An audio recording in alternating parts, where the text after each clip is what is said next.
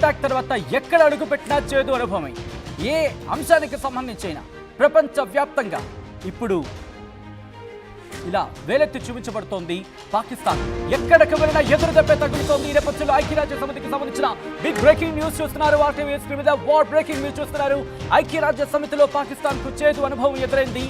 పాక్ దుర్మార్గాలను నిరూపించింది ఇండియా. ఆధారాలతో సహా దొరికిపోయింది దాయాది దేశం. పెహల్గాం ఉగ్రదాడిపై ఐక్యరాజ్య సమితిలో చర్చ జరిగింది. ఈ నేపథ్యంలో గతంలోనే ఎటువంటి అటాక్ ఇచ్చిందో మనం చూసాం. గతంలోనే ఐక్యరాజ్య సమితిలో పాకిస్తాన్ను ఉత్తికి ఆరేసింది. మామూలు సందర్భాల్లోనే ఉత్తికి ఆరేస్తే ఈరోజు కాస్త డిటర్జెంట్ వేసింది. కాస్త డిటర్జెంట్ వేయడమే కాదు, వాషింగ్ మిషన్ వేసి మరీ ఉతికి ఆరేసింది. ప్రపంచ దేశాల ప్రతినిధుల ముందు భారత డిప్యూటీ శాశ్వత ప్రతినిధి యోజనా పటేల్ ప్రసంగించారు. మాటల తూటాలు పేల్చారు. పాకిస్తాన్ రక్షణ మంత్రి ఖ్వాజా ఆసిఫ్ అంశాన్ని ప్రస్తావించారు యోజనా పటేల్. పాకిస్తాన్ తీవ్రవాదాన్ని పెంచి పోషించడం ప్రపంచం గుర్తించింది అంటూ యోజనా పటేల్ వ్యాఖ్యలు చేశారు. ఒక్కసారిగా పాకిస్తాన్ షాక్కి గురైంది. ఒకసారి పాకిస్తాన్కి ఎటువంటి కౌంటర్ ఇచ్చింది భారత్? ఈ నేపథ్యంలో యోజనా పటేల్ ఏమన్నారు ఒక్కసారి చూద్దాం. Has heard Pakistan's Defence Minister Khwaja Asif admitting and confessing Pakistan's history of supporting, training and funding terrorist organizations in a recent television interview. This open confession surprises no one and exposes Pakistan as a rogue state fueling global terrorism and destabilizing the region. The world can no longer turn a blind eye. I have nothing further to add. చూసారుగా, rogue state. పాకిస్తాన్కి బహుశా రెండు చెవులు దద్దరిల్లేలా ఆమె చేసిన వ్యాఖ్యలు ప్రస్తుతం ఉన్నాయంటూ కూడా సోషల్ మీడియా వేదిక చర్చ జరిగినట్టు అర్థం చేసుకోవచ్చు. పాకిస్తాన్ని ఉతికి ఆరేసింది భారత్. ఈ నేపథ్యంలో ఈ కాంటెక్స్లో ఏం జరిగే అవకాశం కనిపిస్తోంది? మరి ముఖ్యంగా ఐక్యరాజ్య సమితిలో భారత్ తన స్వరాన్ని చాలా గట్టిగా వినిపించిన నేపథ్యంలో ఎటువంటి పరిణామాలు మారే అవకాశం ఉంది? ఈ రోజు ఐక్యరాజ్య సమితిలో భారత్ చేసిన ఆ స్టేట్మెంట్స్ ఎటువంటి ప్రభావాన్ని చూపించే అవకాశం ఉంది? తెలుసుకునే ప్రయత్నం చేద్దాం. మా ప్రతినిధి రామ్దాస్ అప్డేట్స్ అందించేందుకు సిద్ధంగా ఉన్నారు. రామ్దాస్, ఈరోజు ఐక్యరాజ్య సమితిలో భారత్ చేసిన స్టేట్మెంట్స్ ఎటువంటి ప్రభావాన్ని చూపించే అవకాశం ఉంది? మరి ముఖ్యంగా ఎక్కడ తొనకలేదు, ఎక్కడ బెనకలేదు, వాగ్ధాటితో ముందుకు వెళ్ళింది ఈరోజు భారత్. ఎప్పటిలాగే కాస్త ఈరోజు డోసేజ్ పెంచింది. ఎటువంటి ప్రభావం చూపించే అవకాశం ఉంది? ఇటు ప్రపంచ దేశాల నుంచి ఇంకా ఎటువంటి మద్దతు వచ్చే అవకాశం కనిపిస్తోంది? ఆల్ రైట్, లైన్ డిస్కనెక్ట్ అయ్యింది. మరి కాసేపు వెళ్ళే ప్రయత్నం చేద్దాం. మా ప్రతినిధి రామ్దాస్ దగ్గరికి ఒక్కసారి చూసే ప్రయత్నం చేస్తే యోజనా పటేల్ ఇచ్చిన స్టేట్మెంట్ని ఒకసారి మళ్ళీ వినే ప్రయత్నం చేద్దాం. ఆ తర్వాత మళ్ళీ మాట్లాడుకుందాం. ఎందుకంటే రోగ్ స్టేట్ అంటూ ఆమె ప్రస్తావించారు పాకిస్తాన్ని. అది ఎక్కడ? ప్రపంచ అంతర్జాతీయ మరి ముఖ్య అంతర్జాతీయ వేదిక ఐక్యరాజ్య సమితిలో. ఒకసారి ఆమె ఏమన్నారో చూద్దాం. Funding terrorist organizations in a recent television interview. This open confession surprises no one and exposes Pakistan as a rogue state fueling global terrorism and destabilizing the region. The world can no longer turn a blind eye. I have nothing further to add. Thank you. The whole world has heard Pakistan's Defence Minister Khwaja Asif admitting and confessing Pakistan's history of supporting, training and funding terrorist organizations in a recent television interview. This open confession surprises no one and exposes Pakistan as a rogue state fueling global terrorism and destabilizing the region. The world can no longer turn a blind eye. I have nothing further to add. Thank you. The whole world has heard బహుశా దాదాపుగా 10 నుంచి 15 సెకండ్లలో కావచ్చు, లేకపోతే 20 సెకండ్లలో కావచ్చు, ప్రపంచ అంతర్జాతీయ వేదిక మీద పాకిస్తాన్ పరువు తీసిపడేస్తుంది. పాకిస్తాన్ను ఉతికి ఆరేసింది భారత్. ఒకటే అంతే, మీరు చూస్తుంటే కనుక ఓపెన్గా ఫండింగ్ ఇస్తున్నామని ఒప్పుకుంది. దాంతోపాటు టెర్రరిజానికి సంబంధించి తామే పెంచి పోషించామని నొక్కి ఒక్కాణించింది. దాంతోపాటు కన్ఫెషన్ ఒప్పుకుంది. ఇంకా ఏమన్నారు? గ్లోబల్ టెర్రరిజంకి సంబంధించి అక్కడ ప్రస్తావించిన పరిస్థితి.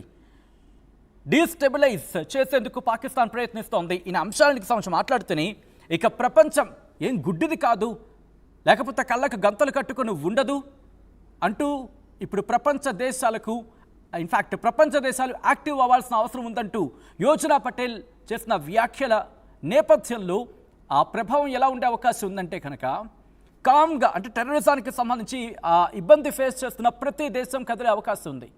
ఎందుకంటే ఎక్కడ చూసినా రూట్స్ అనేవి పాకిస్తాన్తో లింక్ అనే మాట వినిపిస్తోంది. అగ్రరాజ్యం అమెరికాని తమ దేశంలోకి అడుగు పెట్టద్దు అంటే రిస్ట్రిక్షన్స్ విధించినట్టు అర్థం చేసుకోవచ్చు. యూకేకి సంబంధించి కూడా ఇప్పటికీ యాక్ట్లోకి దిగే అవకాశం ఉందా అంటే అవుననే మాట వినిపిస్తోంది అక్కడ కూడా. దాంతోపాటు చైనాకి సంబంధించి ప్రస్తుతం చైనా పెద్దగా యాక్ట్ కాకపోవచ్చు, ఎందుకంటే చైనాకి పాకిస్తాన్తో అక్కడ ఆ సంబంధం ఉంది, వాళ్ళకి అవసరం కూడా. కారణం వాణిజ్యం, లేకపోతే పాకిస్తాన్తో వాళ్ళకి సంబంధమే లేదు. అటువంటి సిచ్యువేషన్ ఇక రష్యాకి సంబంధించి, రష్యా భారత్కి పక్కా దోస్త్, ఇంకా చెప్పాలంటే జాన్ జిగిరి దోస్త్. అటువంటిది రష్యా ఎందుకు వెళ్తుంది పాకిస్తాన్కి సపోర్ట్గా? సో మిగిలిన చిన్న చితక దేశాలు కావచ్చు, లేకపోతే పాకిస్తాన్కి మద్దతు ఇద్దామనుకుంటే దేశాలు కావచ్చు, ఒక్కసారి మనసు మార్చుకునే అవకాశం ఉంటుంది. ఎందుకంటే విష సర్పాలను పెంచి పోషించిన పాకిస్తాన్ ఇప్పుడు వాటికే బలైపోతోందా? ఈ మాట ప్రపంచ వేదికగానే వినిపిస్తుంది, అంతర్జాతీయ వేదికలోనే వినిపిస్తోంది. మరి ముఖ్యంగా ఇప్పుడు ఎటువంటి సపోర్టు రాని నేపథ్యంలో, మరి ముఖ్యంగా గుర్తుపెట్టుకుంటే బలూచిస్తాన్ అంశం వాళ్ళని ఇబ్బంది పెడుతోంది. ప్రత్యేక సింధు రాష్ట్రం అనేది వాళ్ళని ఇబ్బంది పెడుతోంది. వాళ్ళ దేశంలోని వాళ్ళకే ఇబ్బందులు. పంజాబ్కి సంబంధించి దాంతోపాటు పైన ఇంకెటువంటి పరిస్థితులు ఉన్నాయో చూస్తూనే ఉన్నాం. పక్కన తాలిబాన్లకు సంబంధించి, తాలిబాన్లతో ఇంట్రెస్టింగ్గా మీరు గమనిస్తే ఎటువంటి మూవ్ వేస్తుంది దౌత్యపరంగా. తాలిబాన్లకు సంబంధించి కూడా భారత ప్రభుత్వం అక్కడ రాయబారం నడిపింది, అక్కడ ఆ ప్రతినిధులతో మాట్లాడింది. సో తాలిబాన్లు కూడా ఇటు భారత్కి మద్దతుగా నిలిచారు. ఎటువంటి పరిణామాలు ఉన్నాయో చూడొచ్చు, అనుకూలమైన పరిణామాలు భారతదేశానికి సంబంధించి. సో తాలిబాన్ల మద్దతు, బలూచిస్తాన్కి సంబంధించి వాళ్ళు కూడా భారత్కు మద్దతు అంటున్నారు. సో ఇటువంటి సందర్భాల్లో పాకిస్తాన్ ఏం చేయగలదు? ఇంకా పాకిస్తాన్కి సంబంధించి చిన్న చితక దేశాల నుంచి సాయమో, లేకపోతే అక్కడి నుంచి వాణిజ్యమో, లేకపోతే అంతర్జాతీయ వేదిక మీద గ్లోబల్ టెర్రరిజాన్ని పెంచి పోషిస్తోంది పాకిస్తాన్ చెప్పి కన్ఫెషన్ చేసిందని చెప్పి భారత్ చెప్పిన నేపథ్యంలో ఇటు ఇంటర్నేషనల్ మానిటరీ ఫండ్, అంతర్జాతీయ ద్రవ్యనిధికి సంబంధించి కావచ్చు, లేకపోతే వివిధ సంస్థలకు సంబంధించి కావచ్చు, ఫండ్స్ ఇస్తూ ఉంటుంది పాకిస్తాన్కి. వాటి మీద ఇప్పుడు రిస్ట్రిక్షన్స్ పడే అవకాశం ఉంటుంది. ఇప్పుడు మహా అయితే పాకిస్తాన్కి సంబంధించి ఆ చైనాను, లేకపోతే ఆ చిన్న చిన్న దేశాలు ఏవైనా వాళ్ళకి సాయం అందించలేమో, కానీ అంతర్జాతీయ వేదికలు ఇప్పుడు సాయం అందిస్తాయా? సో వాటి మీద ఇంపాక్ట్ చూపించే అవకాశం ఉంది. సో ఇక్కడ ఇదే అంశానికి సంబంధించి పాకిస్తాన్ రక్షణ శాఖ మంత్రి ఖ్వాజా ఆసిఫ్ ఆయన మాట్లాడారు. ఆయన మాట్లాడిన అంశాన్ని సో ఒక్కసారి పాకిస్తాన్ మంత్రులు మాట్లాడుతున్నారు, వాళ్ళు ఏమన్నారు చూద్దాం, ఆ తర్వాత మళ్ళీ డీటెయిల్గా మాట్లాడుకుందాం. You do admit, sir, that Pakistan has had a long history of backing and supporting and training and funding these terrorist organizations. Well, we have been doing this dirty work for the United States for about 3 decades, and West, including Britain. So that's your argument that that was a mistake, and we suffered for that. You do admit, sir, that Pakistan has had a long history of backing and supporting and training and funding these terrorist organizations. Well, we have been doing this dirty work for the United States for about 3 decades, and West, including Britain. So that's your argument that that was a mistake, and we suffered for that. You do. Right, ఇదే అంశానికి సంబంధించి in డీటెయిల్గా మాట్లాడుకునే ప్రయత్నం చేద్దాం.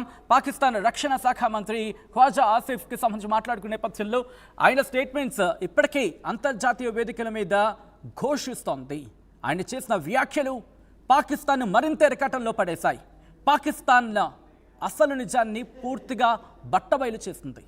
Updates తీసుకునే ప్రయత్నం చేద్దాం. మా ప్రతినిధి రామ్దాస్ అప్డేట్స్ అందించేందుకు సిద్ధంగా ఉన్నారు. రామ్దాస్, ఇటు ఈ డెవలప్మెంట్స్ అన్ని చూసిన తర్వాత యుఎన్ఓకి సంబంధించి మాట్లాడుకున్న సందర్భంలో ఈరోజు పాకిస్తాన్కి కౌంటర్గా భారత్ ఇచ్చిన స్టేట్మెంట్ ప్రపంచ వేదికల మీద ఇది ఎలా ప్రస్ఫుటించే అవకాశం ఉంది, ఎటువంటి కీలక పరిణామానికి దారితీసే అవకాశం ఉందనుకోవచ్చు ఇక్కడ రామ్దాస్?